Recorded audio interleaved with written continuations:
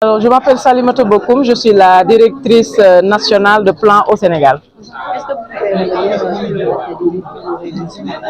L'atelier d'aujourd'hui réunit tous nos partenaires institutionnels. Vous avez vu la présence des ministères de l'Éducation, de l'Environnement, de la Famille et des Solidarités, mais également de tous les staffs de plan international, des jeunes, des associations de personnes handicapées et d'autres organisations de la société civile avec les staffs donc, du bureau pays, le Sénégal et du bureau régional. L'objectif étant de réfléchir sur nos choix stratégiques parce que nous sommes dans le cadre de l'élaboration de notre document de stratégie pour les 5 prochaines années.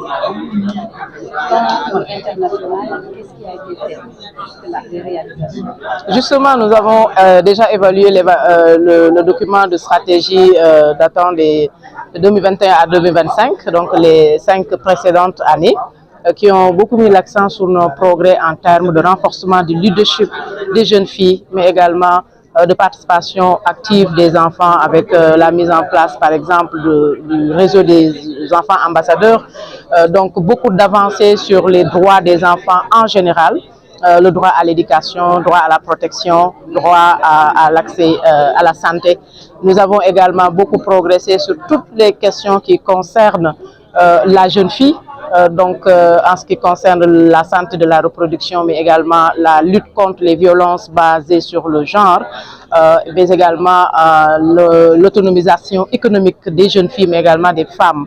Donc le rapport a quand même pu mettre l'accent sur ces progrès que nous avons pu obtenir durant ces 5 dernières années et qui nous réconforte parce que notre ambition à nous, c'est de voir toutes les jeunes filles debout, fortes, créant le changement, et nous pouvons dire avec beaucoup d'honneur que nous avons pu atteindre en tout cas ces objectifs de renforcement du leadership des jeunes filles, d'autonomisation des jeunes filles, des jeunes femmes, mais également de promotion des droits des enfants de façon globale. Les jeunes filles,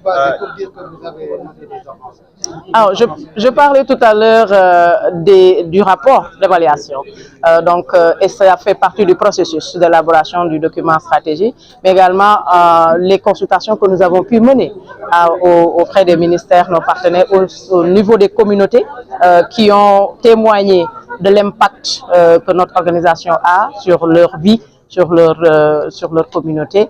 Et tout cela a été résumé par ce rapport qui nous a permis déjà de dégager ces progrès-là, mais également de réfléchir sur les choses à améliorer parce que nous n'avons pas certainement atteint 100%. Il nous reste beaucoup de choses à faire et ce rapport nous donne déjà des orientations, je veux dire des recommandations fortes qui nous permettront pour le prochain document de stratégie de mettre l'accent sur ces éléments-là. Alors, notre objectif pays, c'était de toucher 3 millions de jeunes filles. Nous sommes à peu près à 87% de pourcentage de ces jeunes filles. Nous avons jusqu'à juin et nous espérons avec les programmes que nous mettons en œuvre, en tout cas combler le gap. Mais nous pouvons être fiers déjà de ces résultats-là. Ça n'a pas été facile et ça a touché beaucoup de jeunes filles dans les régions d'intervention, mais au-delà même de ces régions d'intervention, parce qu'il y a eu des programmes au niveau national qui nous ont permis quand même de faire des interventions avec les jeunes filles. Alors, des difficultés, il y en a beaucoup, malgré les, malgré les progrès, je veux dire, les défis, c'est déjà les ressources financières qui n'ont pas permis de dérouler en tout cas les objectifs programmatiques que nous avions. Et nous savons que c'est quand même un problème qui ne concerne pas le plan international seulement, surtout en ce contexte actuel. Donc ces ressources nous ont manqué, mais avec les ressources que nous avions, nous avons pu, comme je l'ai dit tout à l'heure, atteindre quelques pourcentages de 87%. Il y a eu également, dans le cadre du partenariat, tout ce que nous avions voulu faire en termes de renforcement de capacité de nos partenaires, parce que nous travaillons à travers des partenariats dynamiques et ces partenaires devaient être renforcés. Il y a des choses à améliorer de ce point de vue, mais également une meilleure présence au niveau macro, je dirais, parce que nous sommes en partenariat certes avec les institutions, les ministères, donc certains ministères, mais nous aimerions influencer davantage les politiques et les stratégies nationales. Et ça, cela nous permettra de toucher plus de jeunes filles, de permettre plus de justice sociale, parce que nous sommes dans quelques régions et nos interventions devraient toucher toutes les jeunes filles pour des questions d'équité et de justice sociale.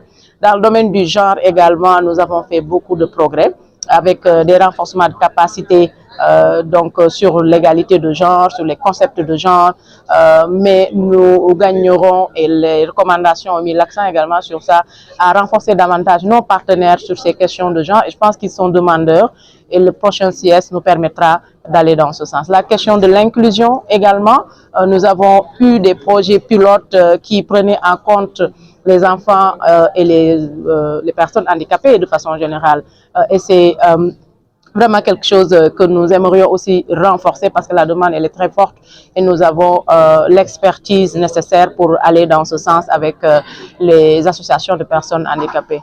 Nous avons beaucoup échangé sur la priorité concernant le changement climatique où nous avons démarré des choses mais des gaps aussi subsistent. Et je disais l'intérêt de réfléchir, d'avoir cette réflexion approfondie pour aller dans ces thématiques nouvelles de changement climatique, en tout cas nouvelles pour nous, de changement climatique qui touchent vraiment nos participants et participantes au programme, je veux dire les jeunes et les femmes et les enfants. À l'issue de cette rencontre, quelles sont vos attentes?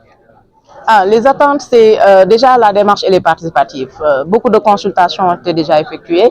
Cette réunion nous permet d'avoir les partenaires avec qui on n'a pas encore fait ces consultations, mais avec ceux que nous avons déjà eu lors des consultations, d'approfondir la réflexion sur nos options stratégiques. Parce que les options stratégiques ont été dégagées. Et ces options stratégiques doivent être revisitées par les participants à cet atelier-là pour nous permettre d'aller vers des choix stratégiques. Et ce sont ces choix stratégiques-là que nous allons décliner en objectifs stratégiques et en programme avec des interventions très très précises selon ce que l'audience va nous orienter. Merci.